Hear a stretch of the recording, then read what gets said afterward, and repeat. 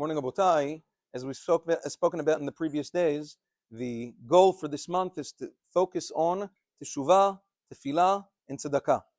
Teshuvah, Rabotai, is that a person has to really take an accounting of one's actions to make sure that it's up to par with what HaKadosh Baruch Hu expects from us, and to start mending our ways to make actual changes. In general, people like to take all sorts of kabbalot, all sorts of resolutions upon themselves that don't necessarily have any lifestyle impact.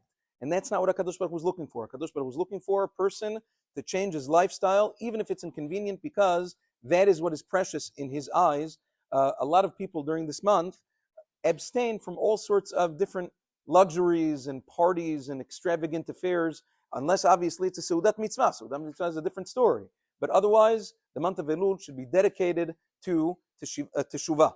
Now, another thing, then we have to speak about tefillah. Tefillah, a person has to, as much as possible, connect to the kavanah of the tefillah through the words. A person should focus on the words of the tefillah, and in doing so, a person will then be able to focus and have concentration on the words of the tefillah and connect to HaKadosh Baruch Hu. That's the point.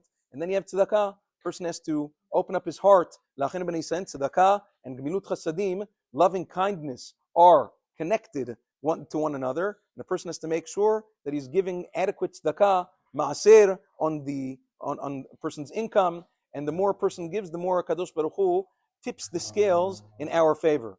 Halacha with regards to tzedakah is that if a person is not donating tzedakah immediately, the person's only pledging, thinking that he'll give it at a later time, person should always say bli neder.